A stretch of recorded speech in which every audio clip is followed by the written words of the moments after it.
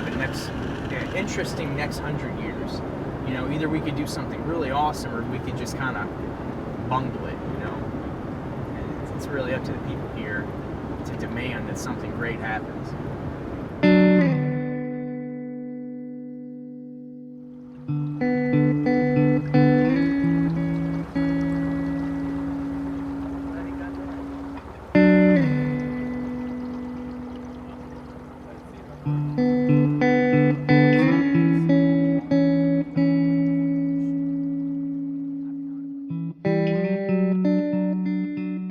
Coastal erosion is washing away 25 to 35 square miles of Louisiana wetlands each year. And while awareness and concerns for the issue have been growing rapidly as of late, the amount of solutions for the problem have not. Most of the few solutions proposed were either extremely large-scale billion-dollar projects, such as diverging the Mississippi River, or less expensive projects that have been plagued with design and engineering flaws, leaving them non-operational. The need for an effective, environmentally friendly, and low-cost project have become paramount in the battle against coastal erosion. Our team went to Venice, Louisiana to search for an alternative solution to this problem. We met with Richie Blink, a southern Louisiana resident and crewboat captain who has discovered an inexpensive and ecological method to help fight back against coastal erosion that is as simple as planting trees.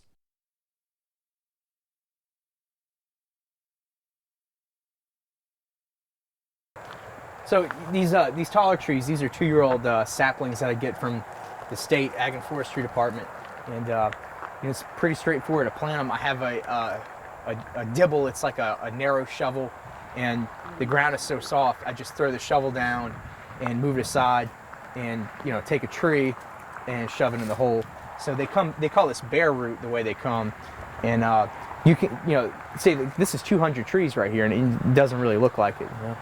So they're pretty straightforward to plant, but this is over with for the state. They don't do this anymore. It's hard to get them. I guess they cut the funding for it. So I've been collecting my own cypress seeds right here, and inside one of these cones is about 30 or 40 little seeds. Each one of these little wedges is a little seed, so there's quite a few individual seeds per cone. But the germination process takes a while. You have to let these soak in water for about a month or so to kind of soften them up, and then they'll be ready to germinate. So I'm going to try and get these going for the spring. I have some trees in the backyard that are in the ground, kind of various states. If you want to check those out.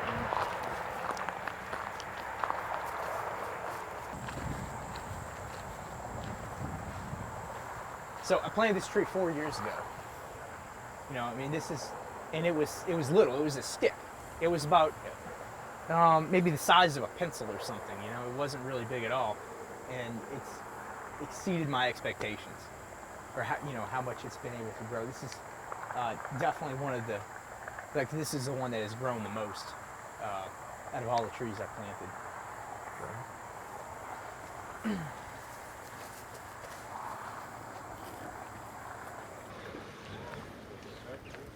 Yeah, right getting back behind the season. We asked Richie to bring us down the Mississippi River Delta to Tiger Pass in order to show us his tree planting method in progress.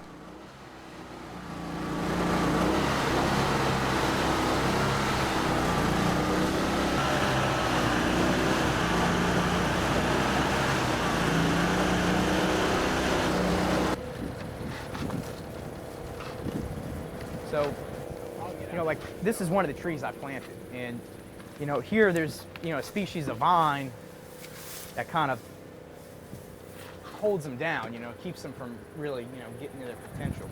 So it's a lot of challenges, but over here there's one that's doing pretty well. This one right here looks like it's doing pretty well. Like when I planted this one, it was probably about the size of a pencil, and it may have been 2.5, 3 feet high.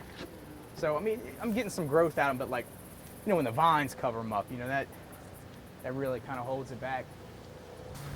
I'll trim the bottom branches you know, and that way, you know, it's kind of, you know, like this little branch right here, you know, I'll trim some of these smaller branches down low.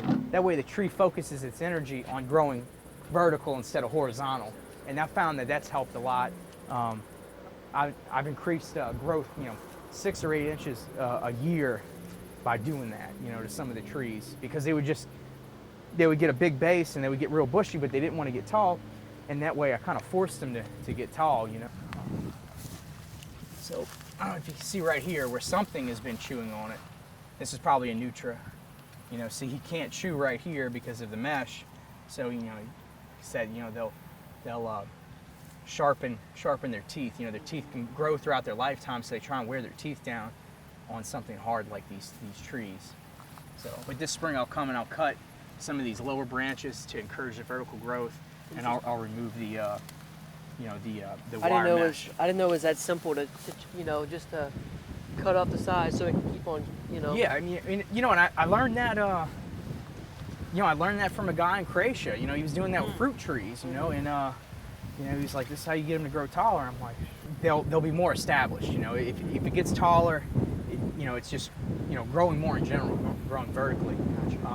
And then, you know, after they get tall, you could let them, you know, get bushy at the bottom because they'll already be established on their own. It's like the first 2 years that are really hard on the trees out here. You got to kind of babysit them. You know, you have to have that wrap on them. You know, you really got to trim them well. You know. Does the more vertical the tree grows, does that make the roots grow more and kind of help? Definitely. You know, cypress have a tap root, and then they have, you know, like the cypress knees. They call them pneumatophores. Back in the day, they used to think that that's how the trees breathe, but you know, in the, you know, the really soupy soil. But I think now they're finding out that it's more of a stability thing, because, you know, the roots grow out horizontally from the tree, and then those pneumatophores come in, you know, vertically, and it's like it locks the tree into the ground. And there's some exposed roots here across the pass, and we'll check those out before we go to see just how the root system of, you know, of these trees work. And that's, you know, unnatural erosion because there's boat traffic all the time, constantly. So that's why those roots are exposed. But the trees are doing well, and they're not falling over anytime soon. You saw a snake? Where's that? Oh, hello. Y'all see the wildlife? It's late in the year, man. All right, let's get out of here. I'm going to have lunch.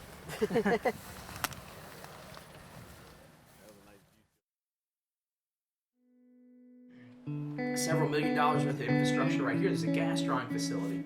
You know, all this, you know, land, you know, when, you know, planted with trees, it would knock down waves, you know, when a tropical event comes, you know, like a hurricane, you know, it's just simple delta management, you know. I mean, it's not like it's, you know, not anything that hasn't been done. It's not anything radical.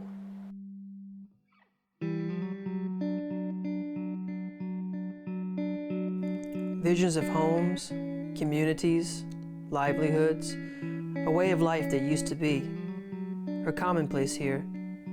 The memories of these past lives are as abundant as the water that has consumed them. Through our own neglect, have we abandoned a vital culture and economically thriving community of our own people and forced them out of their homes? Or can the roots of these trees hold the land and the people together?